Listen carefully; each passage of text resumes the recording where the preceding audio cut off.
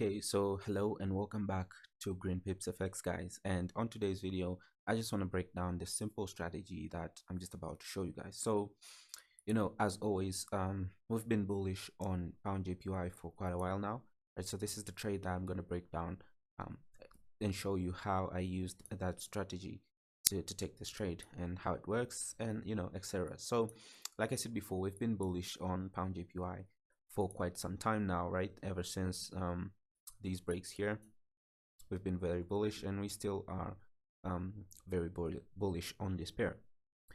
So just a recap, right? So we had some very good trades around here when we had this break of structure right here, and then price created this high and then drizzled around, creating some sell side liquidity here, breaking structure again, and then forming this high. So actually I was anticipating for this sell side liquidity right here to be taken, and after the liquidation of these lows, then price would potentially come to this area here of demand, which price did, right? So price just came in here, gave us a wonderful confirm, and we had these buys targeting this high as our next liquidity run, which is just taken by this this high here. And then after the creation of this high, right, so price just drizzled around in this area here, creating some liquidity on the top as buy side liquidity and liquidity on the bottom as sell side liquidity. And then we had a change of character right here. So once this change of character, I mean, from bullish to bearish, right? So meaning that price was going to head for a deeper retracement, unless otherwise, if price just wanted to continue bullish, then it would have just reacted off of this area of demand here, and then giving us the confirm to go bullish with and targeting these high, right? But price didn't do that, and price wanted to make that deeper retracement. Hence, after this change of character here, in the lower time frames, of course, I believe it was in the 15-minute chart and the 5-minute, right? So we started to drop down time frames, refine. So we had this area here as an overall order block or demand zone, from which we actually anticipated price attraction here, that price would potentially just come in here, make that mitigation, and then leave, right? But it's too big of a zone, right? And like I always say, I'm a day trader, so I can't work with this, right? I need to refine this. Now, my level of refinement, however, it's quite pro and risky, so it actually could mislead you sometimes, and you could miss some very good opportunities, some very good trades. But it is what it is. But when you get them, then you're gonna get a very good and a very high RR trade. So that's why I like to trade. I like to trade rare setups, right? Few setups by high RR. So that's my trade style. So I just refined this area here. So just refined into this little guy in here, right? So let me just zoom in and show you the criteria is being used. So firstly, this little guy is in this overall area of demand, right? So this is the overall order block, and this little guy is in an overall order block. Now, what convinced me to have this area here is the lack of its mitigation, right? We never saw price going up, breaking this high here, creating a new high, and then coming in to mitigate this area here. So it's an unmitigated demand zone, right? It's untouched, and there's tiny portion of imbalances below it. So for me, this was more like the golden goose, right? So that was my area, and price just did that. So price just came in first time, tapped with this wick here, you know what that did? It just tapped the overall demand zone, right? So so this is why refinement is very important, right? So we had this as an overall demand zone, and as you can see, price comes in, taps it, right? So people are already buying in this, right? So people are starting to funnel into buys in here, right? That's why this candle closed like this, because there is a lot of bullish pressure in here.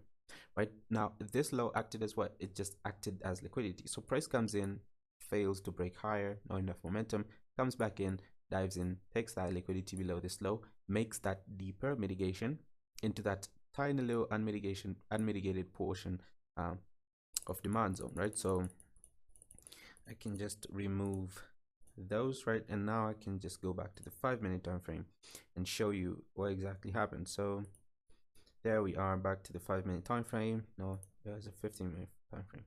So there we are, back to the 15-minute time frame, and now you can see that this little area here gets to be mitigated by this price action here, which comes in to take this low as its liquidity. So liquidity is taken, and now we have and now we have price, forming this channel towards the upside, right? But also price comes into this area of supply here, lacks momentum to break through, drizzles around, right?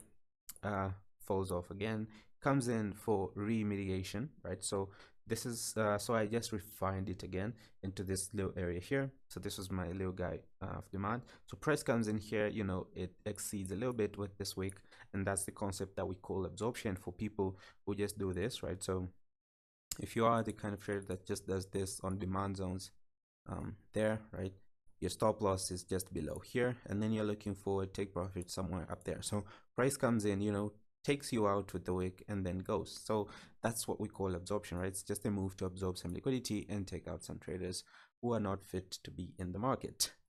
That might be rude, but it's what smart money does, right? That's why they're called smart money. So with that being said, so I'm just gonna go ahead and remove like all these brushes in here and have a cleaner chart. So there we go, the brushes are off, and now I'm gonna show you the final masterpiece of this trade. So why did I take my trade at this position, why my stop loss was there, and why my take profit target was there? So I'm gonna bring up this indicator here. It's called the MentFX Triple M. However, this you cannot use this if you don't have prior knowledge to it. So, and that I'm not going to teach here in the free YouTube. That's reserved for the guys in the mentorship.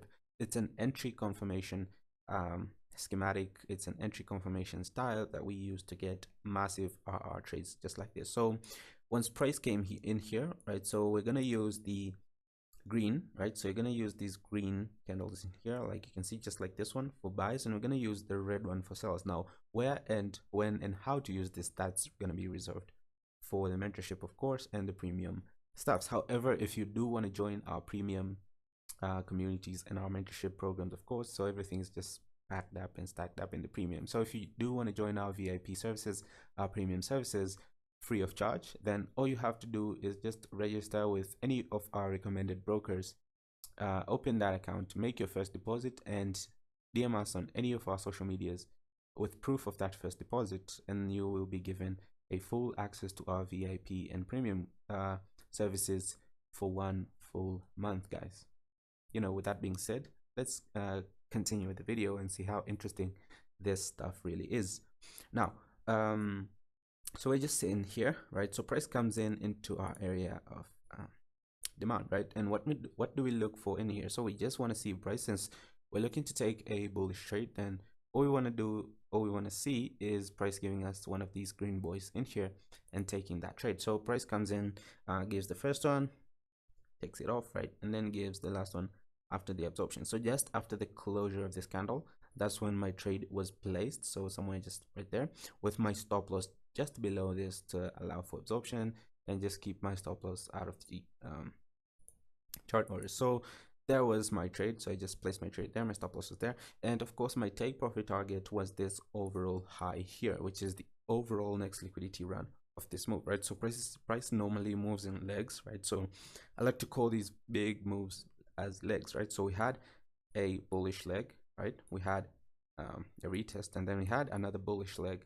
which triggered this retest. So all I was expecting from this area in here, intro, was just another bullish leg to take out this high if price was going to go bullish, of course. But if price wanted to go bearish, then of course we would have seen these lows here being broken.